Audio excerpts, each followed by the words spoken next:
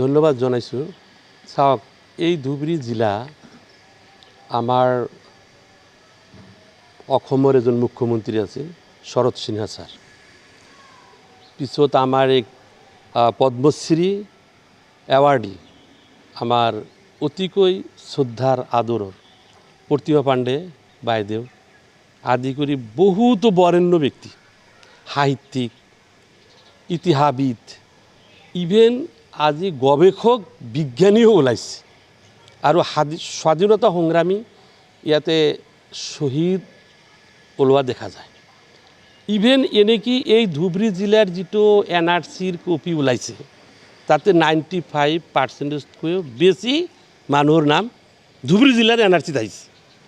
তেনেকুৱা এখন জিলাৰ সম্পৰ্কে আমাৰ ৰাজ্যসভাৰ সাংসদ সুধাংশু ত্ৰিবেদীয়ে যি মন্তব্য কৰিছে, তেখেতে এই মন্তব্যৰ দ্বাৰা এইটো প্ৰমাণ কৰিছে যে সুধাংশু ত্ৰিবেদী ধুবুৰী জিলা সম্পৰ্কে তেখেতৰ জ্ঞান নাই।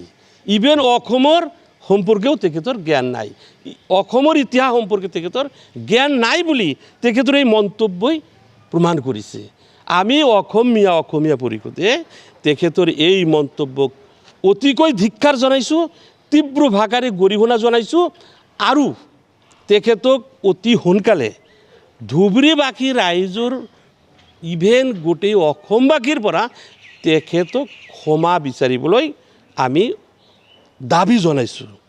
আৰু এই ক্ষেত্ৰত মই ক'ব বিচাৰিছোঁ যে যিহেতু আমাৰ চৰকাৰ বিজেপিৰ চৰকাৰ অসমত আছে, তা আমাৰ মাননীয় মুখ্যমন্ত্ৰীক মই আহ্বান জনাইছোঁ যে এনেকুৱা মানে তৰল মন্তব্য আৰু বিভাজনমুখী ৰাজনীতিৰ মন্তব্য যেহেতু কৰিছে সুধাংশু ত্ৰিবেদী, তেখেতে এজন বিজেপিৰ MP, গতিকে আমাৰ মাননীয় মুখ্যমন্ত্ৰীক আমি আহ্বান জনাইছোঁ তেখেতে এই সুধাংশু ত্ৰিবেদীৰ এই যে মন্তব্যটো যে গৰিহণাৰ যোগ্য সেইটোৰ এটা সিদ্ধান্ত লৈ সংসদৰ অধ্যক্ষলৈ পঠাব লাগে আৰু বিৰোধী পক্ষ যে আছে তেখেতসকলেও এই ক্ষেত্ৰত এটা চ্যালেঞ্জ প্ৰতিষ্ঠা কৰিব লাগে যে সুধাংশু ত্ৰিবেদীয়ে যিটো মন্তব্য কৰিছে ধুবুৰী জিলা সম্পৰ্কে সেই মন্তব্যৰ তীব্ৰ ভাষাৰে গৰিহণা জনাই তেওঁলোকেও এটা চ্যালেঞ্জত আহিব লাগে। আৰু বিশেষকৈ হৈছে আমাৰ যিহেতু ধুবুৰীৰ সাংসদ ৰকিবুল হুছেইনৰ প্ৰসংগ ইয়াত যিহেতু আহিছে, গতিকে মই ক'ব বিচাৰিছোঁ ৰকিবুল হুছেইনৰ কাৰণে এটা চ্যালেঞ্জ। তেখেতে আজি 10 লাখৰ বেছি ভোট লৈছে আৰু সেই প্ৰসংগটো ইয়াতে আনিছে। গতিকে মই ক'ব বিচাৰিছোঁ ৰকিবুল হুছেইন সাংসদে আজি এই সুধাংশু ত্ৰিবেদীৰ বিৰুদ্ধে চ্যালেঞ্জ কৰি কেনেকৈ প্ৰতিষ্ঠা কৰিব যে ধুবুৰীবাসী বা ধুবুৰী জিলাৰ কোনো ইয়াতে বাংলাদেশী নাই, ইয়াত এইটো তেখেতে প্ৰতিষ্ঠা কৰিব লাগিব আৰু তাৰ বাবে সুধাংশু ত্ৰিবেদীৰ বিৰুদ্ধে তেখেতেই চ্যালেঞ্জ কৰিব লাগিব।